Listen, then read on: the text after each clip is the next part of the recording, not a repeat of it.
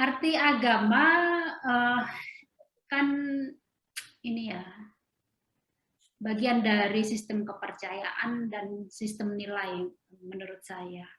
Yang di dalamnya ada doktrin, norma-norma, etika, filsafat, spiritualitas, bahkan politik, ekonomi, sosial, dan budaya.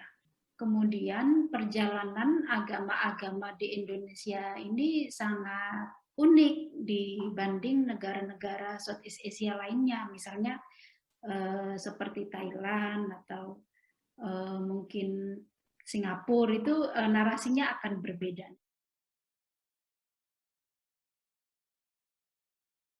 Demokrasi di Indonesia ini uniknya kita mengakomodir nilai-nilai agama, dan itu tertuang di dalam Undang-Undang Dasar sebagai fondasi negara Indonesia dan juga Pancasila gitu. Tetapi di sisi lain kita mengakomodasi kebebasan berpolitik, which is itu juga bagian dari demokrasi dalam pengertian yang lebih luas. Uniknya kan ketika kita bukan sepenuhnya negara agama, ya, tetapi kita Indonesia itu mengakomodasi agama-agama. Ya, agama menjadi bagian dari tugas pemerintah dan negara. Tapi di sisi lain kita mengakui demokrasi. Itu yang saya kira perbedaannya dibanding negara-negara yang lain ya. Misalnya kalau tidak salah ini, mungkin saya bisa dikoreksi sama Mbak Mona. Taruhlah mayoritas penduduk Indonesia ini Muslim, dan agama itu semuanya yang diakui oleh pemerintah ada di dalam ID ya, ID card ya, atau KTP ya, Islam, Kristen dan lain sebagainya. Padahal di Saudi Arabia itu ternyata agama, walaupun mereka mayoritas juga Muslim, ya tidak ada di KTP. Nah ini kan apa yang membedakan? Nah saya kira itulah uniknya Indonesia dari negara-negara Muslim lainnya, yang di satu sisi kita mengakomodir demokrasi, di dalam sisi lainnya kita tetap tidak bisa meninggalkan agama menjadi bagian dari negara itu. Walaupun kita tidak menghendaki negara Islam juga di satu sisi.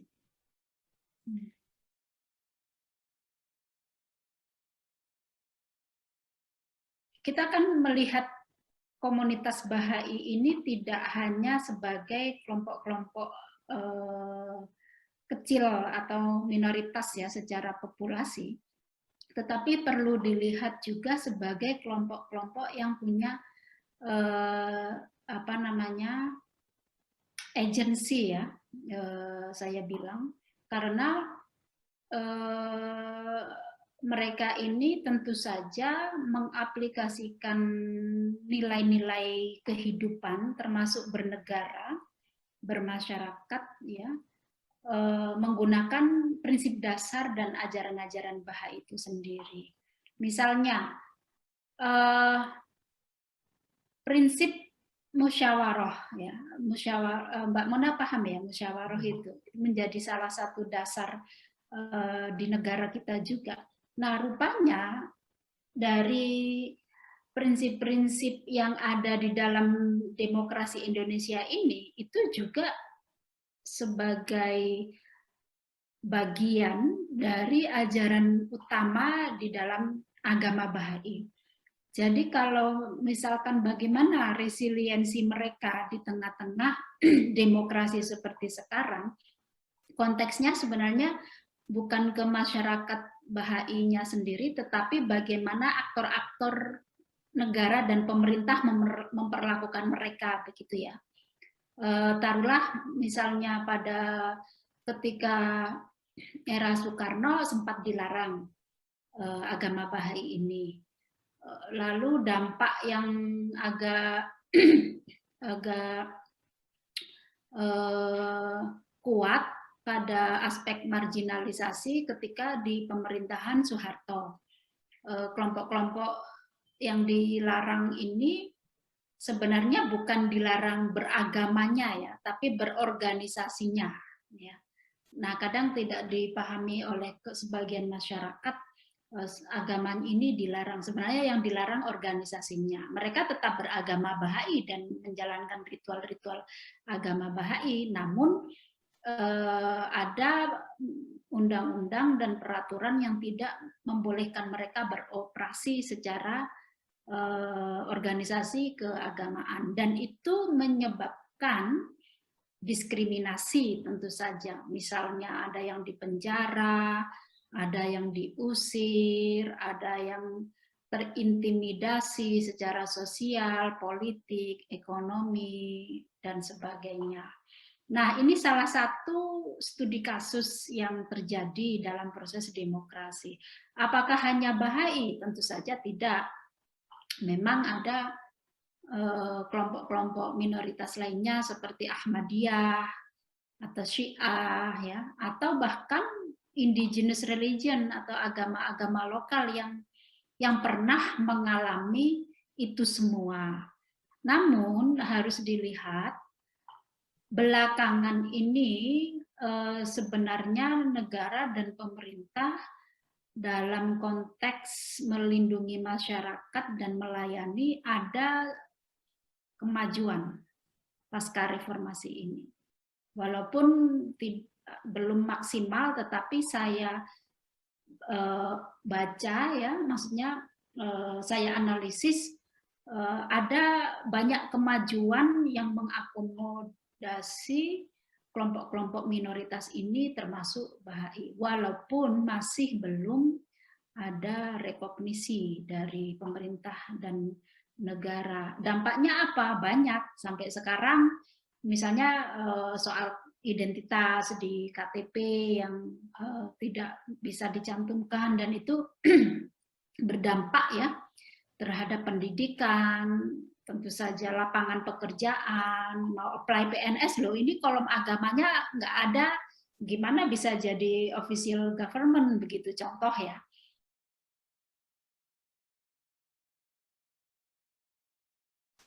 Nah, di satu sisi perkembangan dari 2 dekade belakangan itu tidak lepas dari adanya politik identitas yang semakin menguat.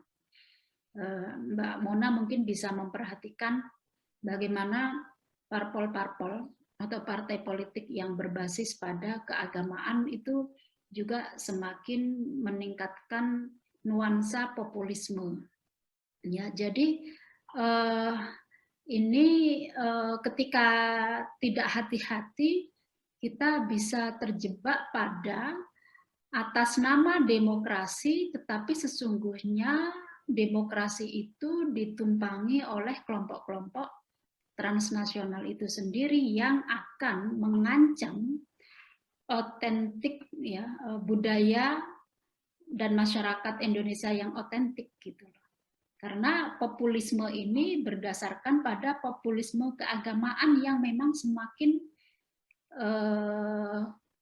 subur ya, terus terang melalui pendidikan, cita-cita politik, bahkan pergerakan ekonomi, gerakan sosial, hingga gerakan ini ya, apa namanya, ideologisasi melalui kampus-kampus. Itu mereka ada begitu. Dan saya kira dari sini kita memang sangat menjaga supaya masyarakat tidak terjebak oleh jaringan-jaringan ideologi ini melalui kampanye di tingkat lokal hingga tingkat nasional ya. Misalnya kita mengadakan interfaith dialog gitu ya, intercultural dialog, dan proses-proses ini memang tidak mudah karena kalau Mbak Mona lihat mungkin paham ya bagaimana kasus intoleransi naik gitu ya. Ya itu dalam rangka mengcounter itu sesungguhnya. Karena populisme ini mencoba menarasikan wacana tunggal tentang agama dan kepercayaan. Kan ini berbahaya, padahal kita itu Indonesia ada ratusan agama lokal. Ada banyak agama-agama selain 6 yang resmi itu. Nah, seolah-olah Indonesia ini hanya satu identitas kelompok saja dinarasikan secara utuh dan kebenaran. Ini yang berbahaya memang harus diakui karena cara-cara itu dibangun melalui kecanggihan teknologi seperti kalau kita lihat ya, banyak bermunculan fenomena-fenomena keagamaan yang sifatnya lebih pada arus fundamentalisme dan radikalisme. Nah, saya kira pemerintah Indonesia ini kita sangat luar biasa bekerja keras ya untuk terus mempertahankan prinsip demokrasi sesuai dengan Pancasila, Bhinneka Tunggal Ika, dan Undang-Undang Dasar 45. Cuman kendalanya ada di situ. Selama era reformasi 2 dekade ini, kita menghadapi ketika di mana reformasi justru menjadi momen kelompok-kelompok transnasional ya untuk melegitimasi demokrasi atas nama mereka. Kelompok-kelompok sekuler yang tidak pernah setuju dengan adanya ide ini di satu sisi, tetapi ada kelompok-kelompok yang ekstrim juga yang mengedepankan agama lebih tinggi daripada demokrasi. Itu fakta yang saya lihat, Mbak Mona.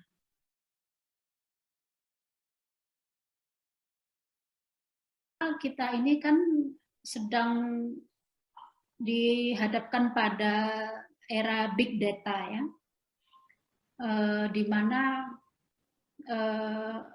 digital society, kita sebagai masyarakat digital hari ini yang tidak pernah meninggalkan internet, salah satu produknya adalah sosial media. Ini penting sekali, terutama belakangan yang terjadi. Sebenarnya itu kasus-kasus seperti intoleransi, diskriminasi, itu biasanya muncul dari wacana-wacana yang berkembang di sosial media dan mempengaruhi attitude masyarakat. Sehingga saya kira kelompok-kelompok moderat, ya, kelompok-kelompok moderat, terutama anak-anak muda yang memang concern untuk isu-isu interfaith, untuk isu-isu demokrasi dan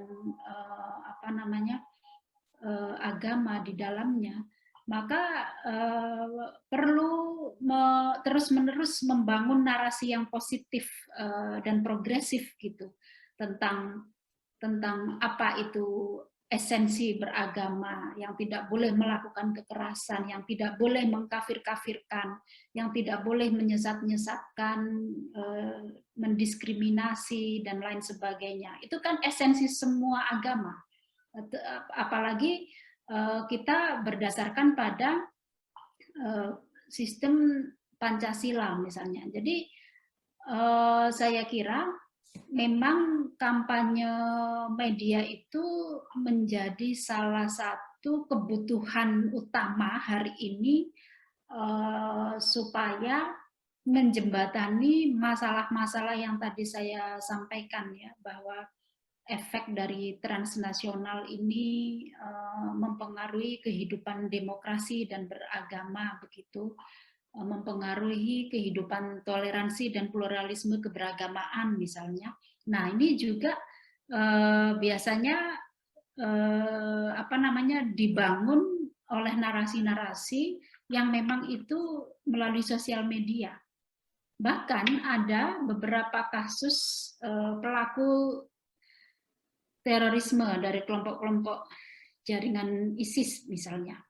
Nah, nampaknya anak-anak muda yang terpapar ekstremisme ini, itu setelah saya teliti memang dia terpengaruh dari efek dunia online atau sosial media. jaringan-jaringan ekstremisme ini sangat luar biasa melakukan ideologisasi di sosial media, sehingga itu bisa mempengaruhi anak-anak muda khususnya, mulai di brainwashing, di baiat, hingga melakukan aksi-aksi kekerasan atas nama agama. Nah, saya kira tugas kita ya untuk lebih menyuarakan isu-isu keberagaman tentang esensi dari agama itu sendiri, esensi dari demokrasi yang selama ini dipandang sempit oleh kelompok-kelompok fundamentalis, bahkan mereka mengkafirkan pemerintah dan negara, tentu saja mereka ini, tapi mereka lucunya mengatasnamakan demokrasi sebagai sarana untuk eksis di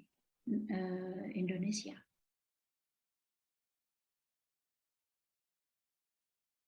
Kalau boleh berbagi pemikiran ya, sebagai akademisi yang banyak berkonsentrasi pada isu-isu antropologi agama, saya melihat bahwa di abad modern ini, khususnya ada perubahan besar terhadap peradaban yang dimana konsep maupun prinsip-prinsip keagamaan itu ada di dalam ajaran Bahai ini. Saya bukan orang Bahai, saya orang Muslim. Tetapi saya melihat ada banyak nilai-nilai yang terkandung dalam filsafat ya di ajaran Bahai itu kontekstual sekaligus relevan. Bukan berarti agama-agama sebelumnya tidak relevan. Ya, saya melihat ada semacam kebaruan-kebaruan yang itu secara tekstual belum pernah saya jumpai di agama-agama sebelumnya begitu. Makanya ketika berbicara tentang globalisasi, maka agama Bahai ini yang paling cepat merespon isu-isu kontemporer. Seperti dalam konteks religious community ya, misalnya tentang pandemi ini begitu. Secara terorganisir komunitas Bahai punya respon yang sistemik gitu ya. Juga tentang climate change itu ada banyak ide-ide pemikiran di mana pertemuan sains dan agama ya ini dikonseptualisasikan di dalam ajaran-ajaran Bahai. Nah, namun karena agama ini relatif baru, masih berusia 2 abad, tentu mengalami banyak sekali penolakan-penolakan, guncangan-guncangan, bahkan efeknya terhadap saya, kehidupan saya secara pribadi, yang sering menyuarakan tentang agama Bahai. Saya berkali-kali dipandang dan dituduh sesat, misalnya dipandang dan dituduh antek-antek Zionis, menyebarkan agama Bahai dan seterusnya. Padahal ya saya Muslim, saya tetap beribadah, puasa ya seperti orang Islam Indonesia pada umumnya begitu. Tetapi memang yang saya lihat adalah bahwa kemanusiaan itu lebih utama. Jadi menyuarakan minoritas itu penting, walaupun dampaknya ya butuh kesabaran ya. Artinya ada banyak masyarakat yang masih belum paham, sehingga harus kita beri pemahaman. Tidak hanya ada 1, 2, 3 agama loh, tetapi ada banyak agama-agama lain di dunia ini. Bahkan ribuan kalau kita lihat kan konsensusnya di seluruh dunia berbicara tentang agama. Jadi momen ini yang memang sudah saya jalani belasan tahun, di bidang isu-isu antropologi agama yang sebenarnya